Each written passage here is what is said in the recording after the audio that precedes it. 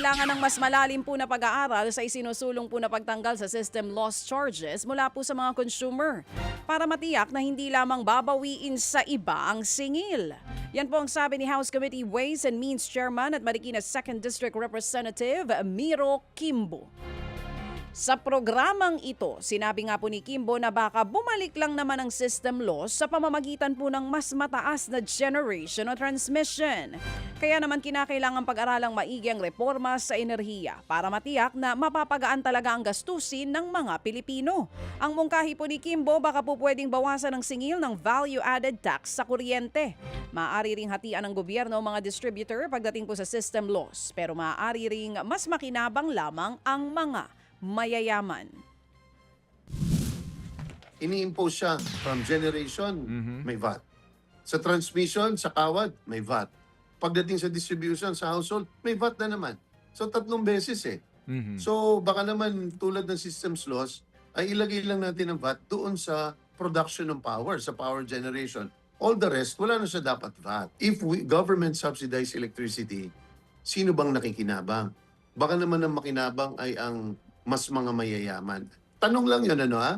So I think it's important because it is the taxpayers' money that we use. Baka naman unintended natin. Gusto natin tulungan ng mga mahihirap, pero ang mas makinabang or bulk na makikinabang ay ang upper middle class.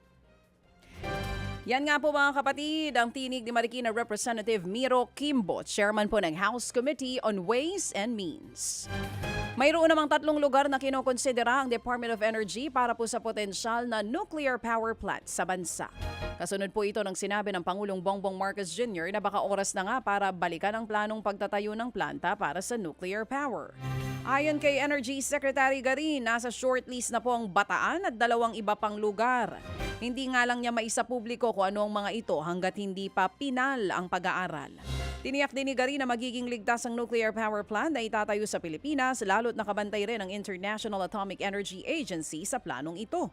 Umaasa si Garin na maisasakatuparan na po ang planong ito sa loob ng susunod na 10 taon. Hala, 10 years pa pala, naibida na ito ng Pangulo sa SONA. Kala ko naman magkakaroon na bago siya bumaba sa pwesto. Ayun lang. Buti pa yung rocket ship, aabot. Next year, di ba? 2027. Ay, pero ako, pabor ako doon kasi medyo late na po talaga tayo sa science and technology dito sa Pilipinas.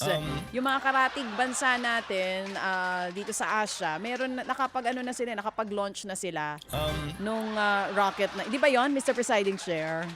Sige. After 10 years pa pala. Gulatan kayo, no? Hirap naman nun. Dapat di na sinama yun sa SONA. Ito. Sa iba pang balita, naglalatag po ang LTFRB ng polisiya para imandatong facial recognition para po sa mga pasahero ng ride-hailing apps. Kasunod nga po ito ng insidente ng karahasan ng mga pasahero laban sa mga rider ng motorcycle taxi. Sa ilalim po nito, required ng government ID at real-time facial recognition kapag gumagawa po ang pasahero ng account sa ride-hailing app.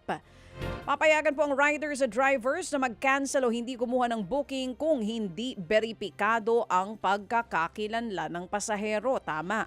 Kung pipiliin nilang hindi kunin ang booking, hindi sila papatawan ng multa. Sa ilalim po yan ng inilalatag na polisiya.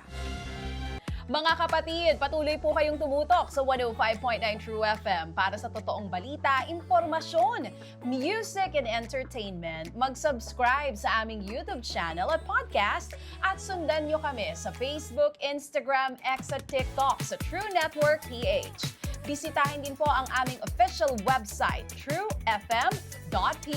At panoorin din kami sa True TV Signal, Channel 19. Kami po ang 105.9 True FM. Laging true sa'yo, kapatid.